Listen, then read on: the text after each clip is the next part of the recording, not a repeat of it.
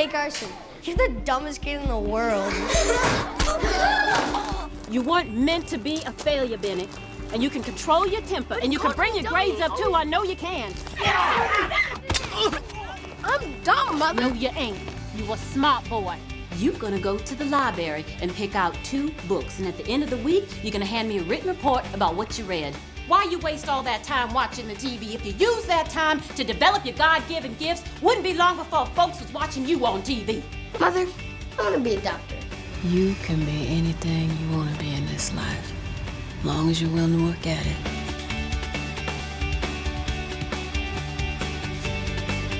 I always said you can do anything anyone else can do. Only you can do it better. I first heard about Ben Carson in 2003, and as soon as I heard the story, I thought we must get that man involved with books and homes. It's so inspirational what his mother did, and it shows kids can go from nothing to being the best in the world.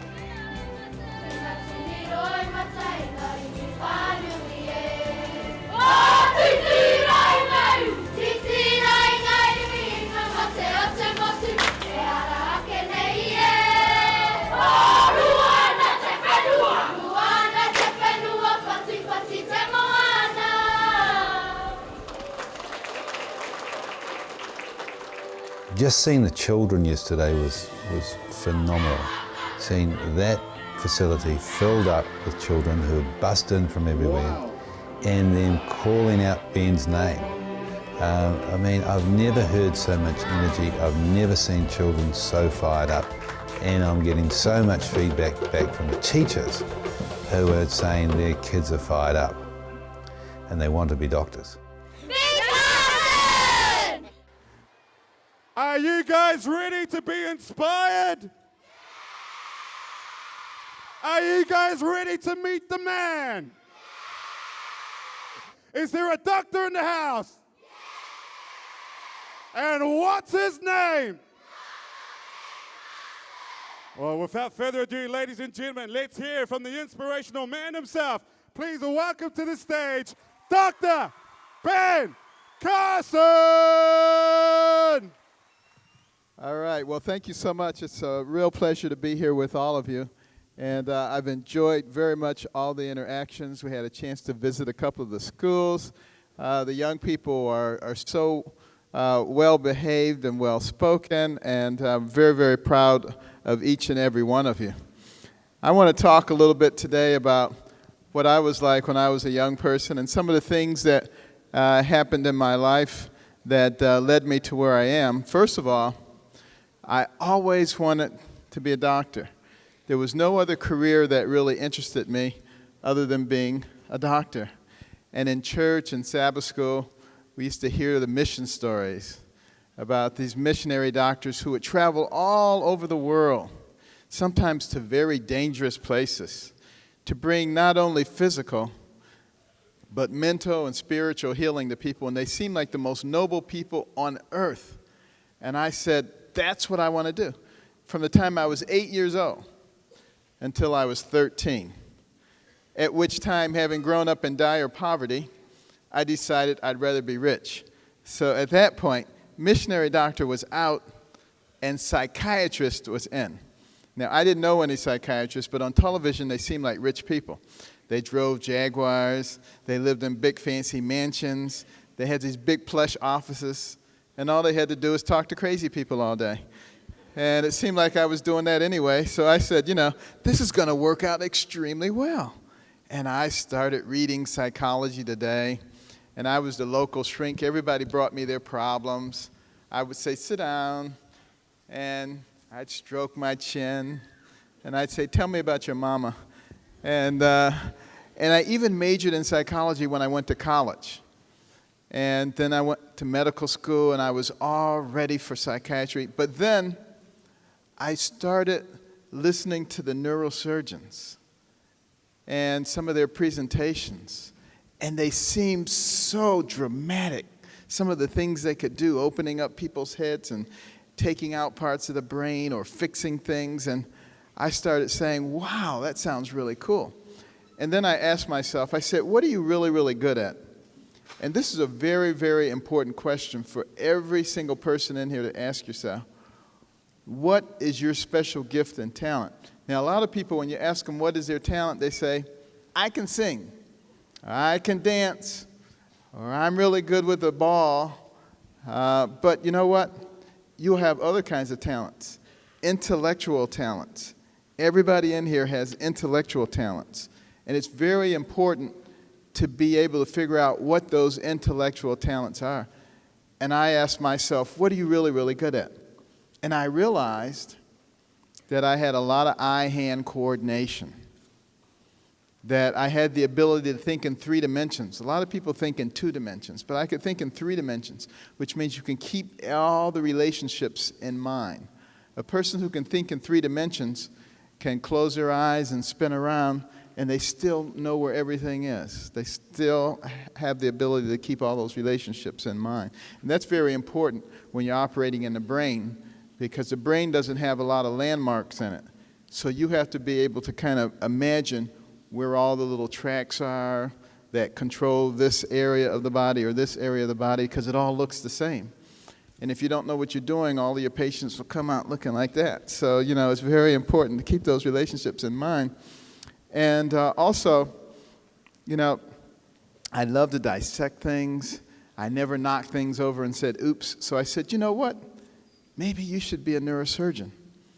And a lot of people thought that was a real strange choice for me. The reason they thought it was strange is because at that time, there had only been 8 black neurosurgeons in the history of the world. So it was a very unusual thing. So people thought I was maybe not making the right choice. But you know, I really didn't care what anybody else had to say, because I was making that choice based on my gifts and talents. And that's what I want each one of you to start thinking about. What is your gift and what is your talent? And if you figure out what that is and you develop it and you use it, then you can do virtually anything you want to do. And you don't have to confine yourself to any particular place or any particular occupation. You have the ability to do that. It makes all the difference in the world. Well, you know, my dream of becoming a doctor suffered a setback when I was 8 years old because my parents got divorced. And that was a devastating thing. And some of you probably have been through that. And, you know, it feels like somebody pulled a rug out from underneath you and all your support systems and everything. And you sometimes think that it's maybe your fault. And I really felt terrible about the fact that I didn't have both parents for a long period of time. But my mother worked very hard. She worked sometimes 3 jobs at a time. She would leave the house at 5 o'clock in the morning to go to clean somebody's house. And then she would go from that house to somebody else's house and clean their house. And then she would go from that house to someone else's house and get back home at 11 o'clock at night and then leave at 5 o'clock the next morning. Sometimes we never even saw her because we would be in bed when she left and we would be in bed when she came back home. It would not be until the weekend that we even saw her. But she worked very hard like that because she didn't want to be on welfare. And welfare in the United States is a system where the government gives you money based on the number of children that you have. And so some people, they just don't do anything. They just sit around and collect the money. But they really never develop themselves either. And she didn't want that to happen. So she worked very, very hard. But she was very disappointed also because we weren't doing very well in school. We never had money for anything. Whenever we would go to the store, and my brother and I, we would want some bubble gum or a lollipop or something, and we would say, Mother, can we just get this? And the answer was always the same. There was not enough money to get that. And the look of sadness in her eyes was so great because she wanted to get it for us. We just didn't have enough money. And pretty soon, we just hated seeing that look in her eyes, and we just stopped asking after a while. But, you know, my mother was very thrifty. So she would go to the Goodwill. This is the second-hand place. And she would buy a shirt that had a big hole in the elbow and put a patch on it and then put a patch on the other elbow, and people would say, "Where'd you get that shirt? I want one." You know, she was very good with the needle and thread. And sometimes on a Sunday morning, we would go out to the country, and she would knock on the door of a farmer, and she would say, "Can me and my boys pick 4 bushels of corn, 3 for you and 1 for us?" And most of the times they were delighted if someone was going to pick 3 bushels of corn for them. So we would have food, and she would take it home, and she would can it to preserve it, so we'd have food in the wintertime. So even though we didn't have very much money, we always had adequate food. We always had adequate clothes to wear. And even though, you know, a lot of people, they look at poverty and they say that's a big disadvantage, I'm not so sure it's all that big a disadvantage, because sometimes it teaches you certain types of values, and it teaches you how to save, and it teaches you not how to waste things. And those are lessons that I still remember, even though now I can buy anything I want. But I still don't go out and buy the most expensive thing or something just because it has a name on it. I look for something that has value. And I'm not going to waste my money just because somebody puts an emblem on something. Those are kinds of things that you learn from growing up that way. And I think it's a valuable, very valuable lesson.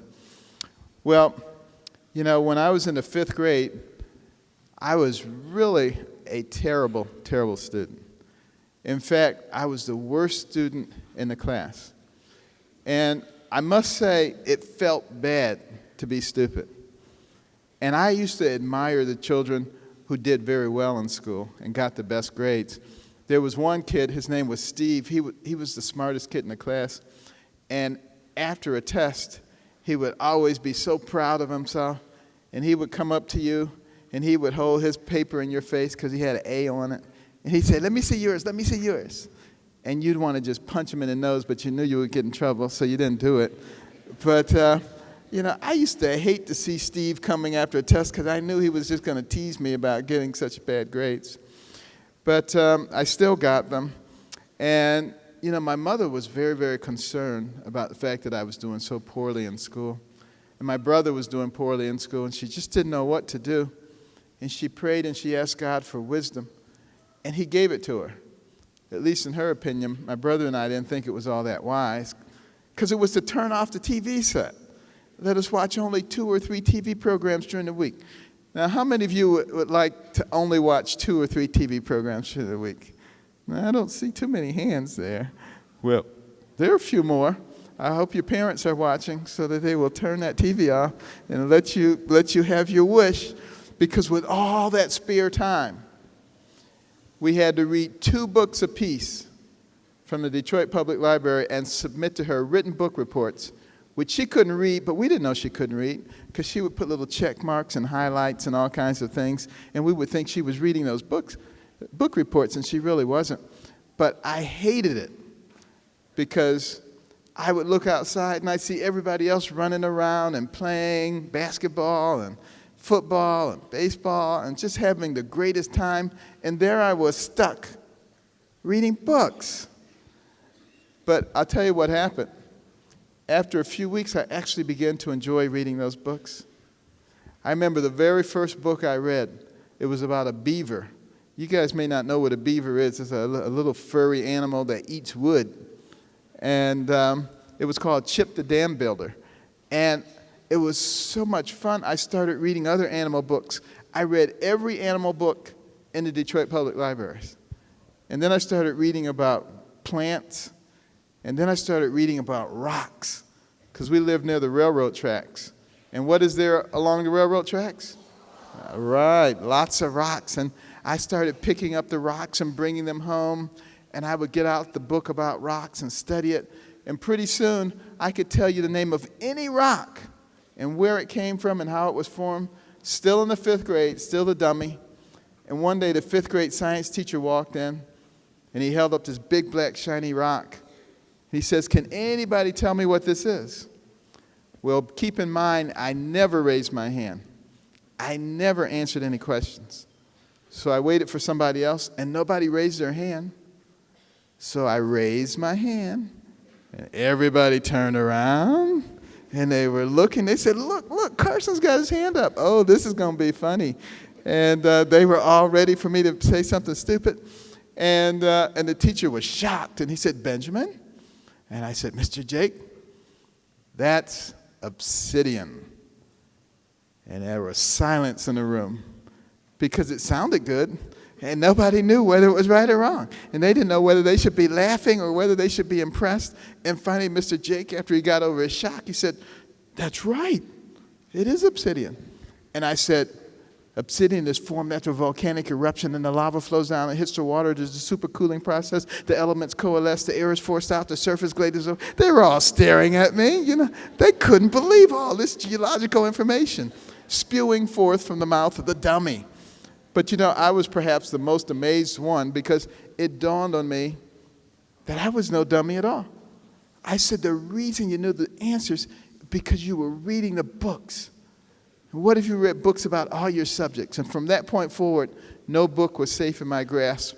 I read everything I could get my hands on. And within the space of a year and a half, I went from the bottom of the class to the top of the class. And I remember after a test, I went up to Steve, and I said, Steve, how'd you do on the test? And he poked out his chest. He said, I got a 91. And I said, well, gee, that's too bad. I got 100. And I said, next time if you need help, let me know. But that was probably a little mean, but it sure felt good to say that to that turkey. But, the thing is, I had the same brain when I was in the 5th grade getting bad grades that I had when I was in the 7th grade getting good grades. The difference was I had a very different opinion of myself. And the reason I had a different opinion of myself is because I had learned to enjoy reading. And by reading, it changed my whole perspective on life as I began to read about successful people.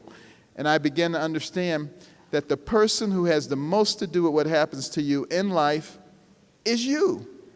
It's not somebody else. You get to make the decision. You get to decide how hard you're going to work.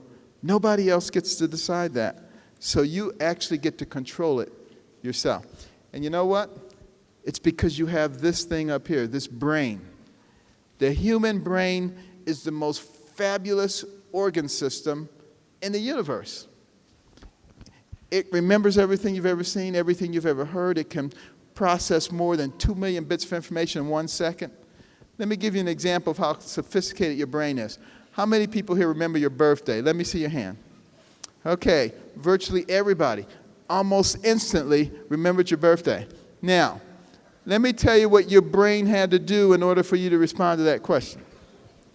First of all, the sound waves had to leave my lips, travel through the air, enter your external auditory meatus, travel down to the tympanic membrane, set up a vibratory force which traveled across the ossicles of the middle ear to the oval and round windows, setting up a vibratory force in the end of the lymph which mechanically distorted the microcilia, converting mechanical energy to electrical energy which traveled across the cochlear nerve to the cochlear nucleus at the pontomedullary junction, from there to the superior olivary nucleus, ascending bilaterally up the brainstem to the lateral meniscus, to the inferior colliculus and the medial geniculate nuclei, across the thalamic radiations, to the posterior temporal lobes to begin the auditory processing, from there to the frontal lobes, coming down the tract of Victor's urea, retrieving the memory from the medial hippocampus, structure the mammary body, back to the frontal lobes to start the motor response at the Bett cell level, coming down the cortical spinal tract. It's also the internal capsule. And that's the simplified version. Now, see if you can get one of those rap singers to do that. But, that gives you some idea of how sophisticated your brain is, because you answered that question, you barely even had to think about it. And all that stuff had to happen just like that in your brain. Now, if your brain can do all that, you barely have to think about it. What can your brain do if you actually put your mind to something? And that's something we really need to think about. But you know what? I was on the right track now. I was getting good grades. It looked like maybe I was going to be successful. Wrong. I had another problem. I had a terrible temper. You know anybody with a terrible temper? Yeah, I bet you do. Well, let me tell you, I was one of those people who thought they had a lot of rights. And you know, the more rights you think you have, the more likely somebody is to infringe upon your rights. I remember one time a fellow hit me with a pebble. It didn't hurt, but I was just angry. How would he dare hit me with a pebble? And I picked up a big rock, and I threw it at his face and broke his glasses, almost put his eye out. Another fellow was trying to close my locker. I didn't want it closed. I struck him in the forehead. Unfortunately, still had the lock in my hand. You know, my mother was trying to get me to wear something. I didn't want to wear it. I picked up a hammer, went to hit her in the head with it. Fortunately, my brother caught it from behind. You know, other than that, I was a pretty good kid. But you can see, you can see how that temper can get you into a lot of trouble. And when I was 14 years old, another youngster angered me, and I had a large camping knife. And I tried to stab him in the abdomen with it. And fortunately, he had a large metal belt buckle under his clothing, and the knife blade struck with such force that it broke. And he fled in terror. But I was more terrified than he was, because I recognized at that moment that I was trying to kill somebody over nothing. And I fled and locked myself in the bathroom, and I just started thinking about my life and how I had turned things around academically. I was doing well with my grades. But I said, with a temper like that, you'll never amount to anything. I said, you'll end up in jail or reform school or the grave. And none of those appealed to me. And I just fell on my knees and I started praying. I said, Lord, you got to help me, because I can't control my temper. And there was a Bible, and I picked it up and I started reading it, and it talked about fools and how fools think they know everything and all kinds of stuff. And as I read about fools, I said, you know what, that sounds like me. And then it also talked about angry people, and it says, Proverbs 19:19, there's no point getting an angry man out of trouble, because he's just going to keep getting right back into it. But then there was like Proverbs 16:32 that said, mightier is the man who can control his temper than the man who can conquer a city. Verse after verse. And I was reading and I was praying and I was thinking.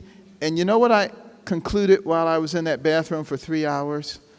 I concluded that to react, to punch somebody in the nose, to kick down the door, was not a sign of strength. It was a sign of weakness. It meant that you could easily be controlled by other people and by the environment. And I decided I didn't want to be like that. And you know what? People who get angry all the time are selfish people. You know why? Because they're always saying, they did that to me. They took my thing. They're in my space. It's always about me and I. And you know, if you learn how to think about other people and not think about yourself all the time, guess what? You don't get angry. That's a secret that I discovered, and it's made a huge difference in my life. So I had the academics under control, and now I had the temper under control, and you would think life was really going to be sweet for me after that. Wrong. Because when I got to high school, I ran into the worst thing a young person can run into. It's called peers. P-E-E-R-S. That stands for people who encourage errors, rudeness, and stupidity. And that's exactly what they were doing. They were trying to tell me what kind of clothes I should be wearing and how I should be hanging out late at nighttime playing basketball. And you know, I started listening to that stuff, and I went from an A student to a B student to a C student. And you know what? I didn't care, because I was cool. I was getting the high fives and the low fives and the pats on the back. And I was doing the Detroit strut. You know how the Detroit strut works? You know, you kind of walk like this. And, you know, I was just cool. I didn't really care about anything else. And you know what? I wasted a whole year before my mother got me to realize it wasn't what you wore on the outside, but what you had up here that made the difference. And I got back on the right track, and I was an A student again, and a lot of the guys didn't like it, and they were calling me names. call me nerd, and Poindexter, Uncle Tom, and geek. But you know what? I would always shut them up by saying one thing. I would say, let's see what I'm doing in 20 years, and let's see what you're doing in 20 years. And then we'll see who's right. And you know what? I think they knew that I was right, because when I graduated from high school, they all voted me most likely to succeed, which means they knew that what I was doing was the right thing. They were just too lazy and trifling to do it themselves. You see, that's what negative peers do. They try to keep you from achieving because they're not achieving, and they don't want you to get ahead of them. So if you're smart, you will not listen to people who try to keep you from achieving academically. Just remember, they're not going anywhere, but you don't have to go nowhere with them. You can go wherever you want to go. So just don't listen to people who say silly stuff like that, because it makes all the difference in the world. But you know, once I got back on the right track, I wanted to be a contestant on my favorite TV show. That was a show called College Bowl. And it came on every Sunday, and they had 4 contestants on each side from 2 different colleges. And they would ask questions about science and math and history and geography. And I was really good in all that stuff. But they would also ask questions about classical music and classical art. Now, there was no way you were learning anything about classical music and classical art at Southwestern High School in inner city Detroit.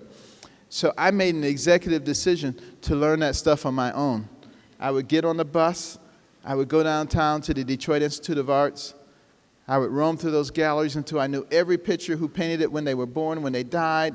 I was always listening to the portable radio, Bach, Telemann, Mozart, Beethoven, all these things. And I learned all that stuff on my own. And you know what? A lot of people were criticizing me. They were saying, why are you learning that European art? Why are you learning that European history? That's not culturally relevant to you. Have you ever heard that term? Culturally relevant?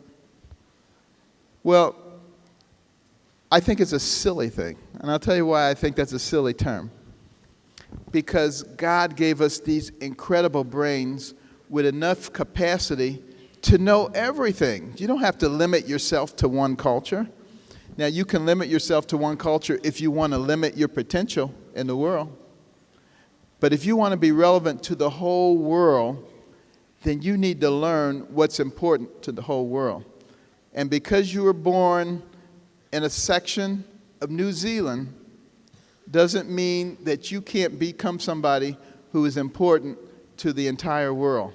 But you get to make that decision based on how much you know.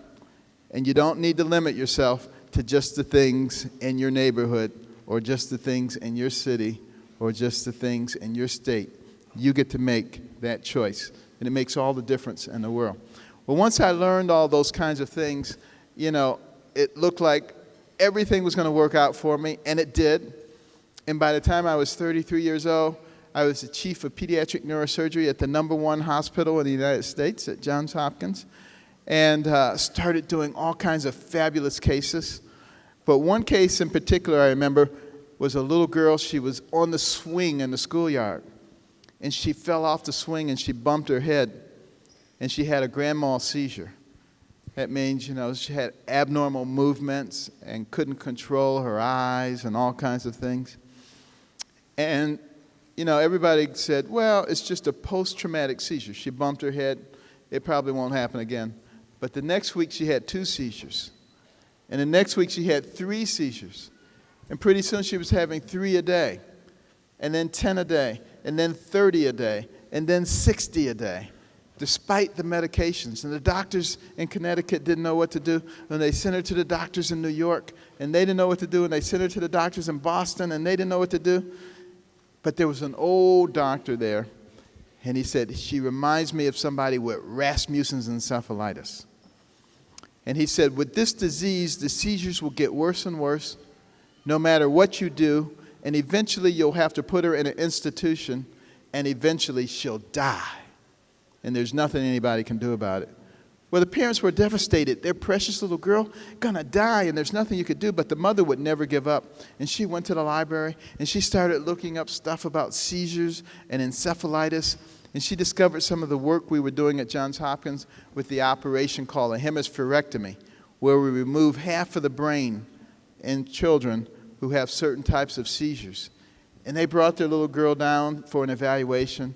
And we felt that she was a candidate for that operation. But when I explained to them the risk of surgery, that she might not be able to talk, she might not be able to walk or move one side of her body, she might be in a coma, or she might die, they said, "Thank you, doctor, but no thank you," because we couldn't live with ourselves if she was in a coma or she died. And they took their little girl home, seizures and all. That Christmas, she was in a play. And while she was on the stage, she had a grand mal seizure.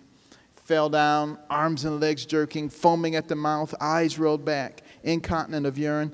That was the straw that broke the camel's back. They brought her back. They wanted the operation. I performed the operation, took out the left half of her brain. Everything went smoothly except for one thing. She didn't wake up at the end of the operation. She remained in a coma. And a day went by, 2 days, 3 days, still in a coma. Every time I went in that room, the parents were at the bedside, grieving and feeling sorry for themselves and regretting the decision they had made. And I really felt for them. And a week went by, 2 weeks went by, she was still in a coma. She used to love a TV program in America called Mr. Rogers. And so they brought tapes of Mr. Rogers singing and saying poetry and played them, but it didn't wake her up. 3 weeks went by. She was still in a coma, off the respirator, but still in a coma. Mr. Rogers heard about her, came all the way to Baltimore with all of his puppets to her bedside to try to wake her up. Didn't wake her up. 4 weeks went by, a whole month. It was 2 a.m. in the morning. Her dad was lying by the bed on a cot. And she said, "Daddy, my nose itches." And he was so shocked that she talked. He jumped up and he ran out in the hallway shouting, "She talked, she talked."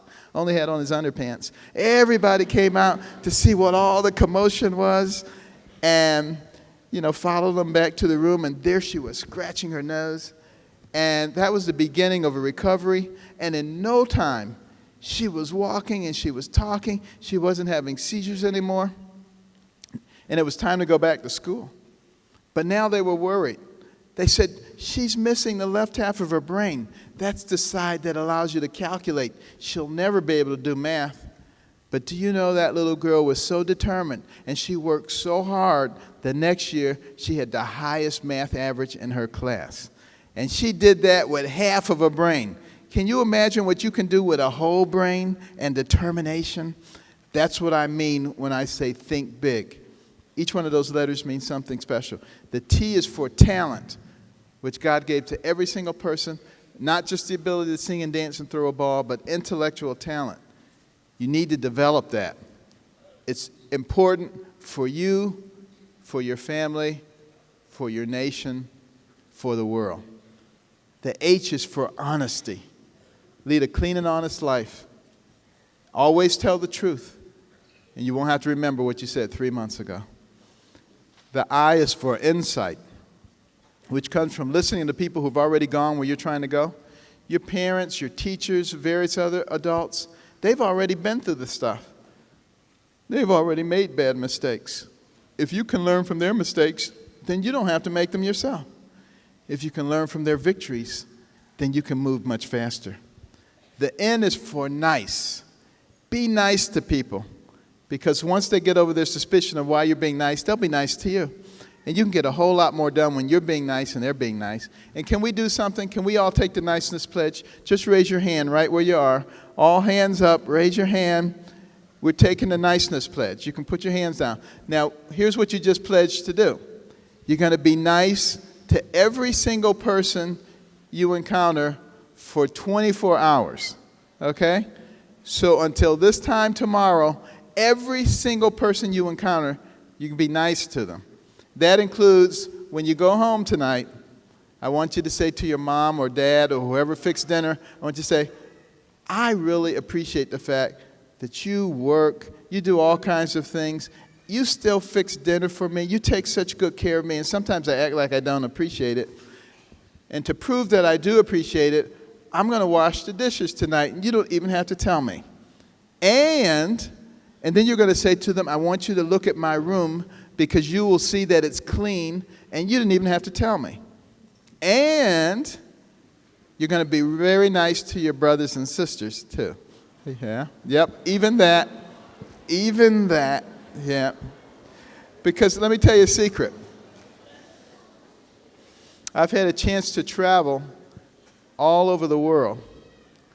And I've been to some places where there are young people your age, and I see them out in the field scratching around looking for something to eat, scratching on the street looking for a coin so they can buy something to eat. Don't even know if they have any brothers and sisters. Don't even know where their parents are. And guess what? They would gladly trade places with any one of you. And they would be very nice to your brothers and sisters. And you know, it's important to be grateful for the things that we do have. And we have a lot in this country to be grateful for. The K is for knowledge, which is the thing that makes you into a more valuable person. Do I have a big house? Yes. Do I have a lot of cars? Yes.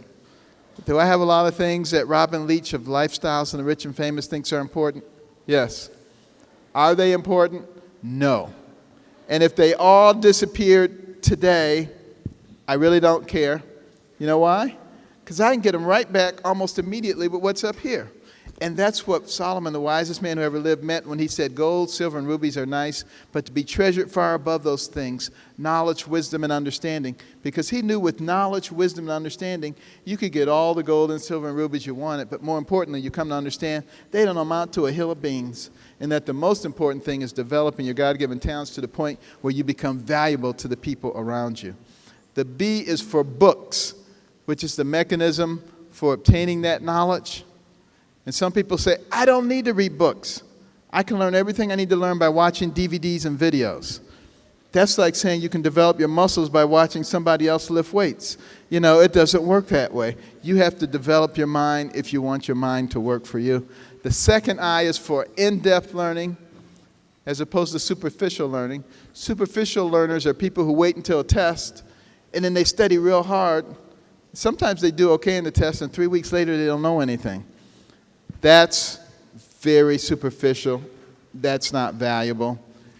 And the last letter, G, is for God. You know, we live in a society that's trying to get rid of God. Well, I think that's a big mistake because godly principles are what keep us civilized. Principles of loving your fellow man, of caring about your neighbor, of developing your God-given talents to the utmost so that you become valuable to the people around you, of having values and principles that guide your life. And if you remember to do those things, not only will you be a success, but you will have a profound effect on the people around you, and you will help your nation, and you will help the world. Thank you for being such a wonderful audience.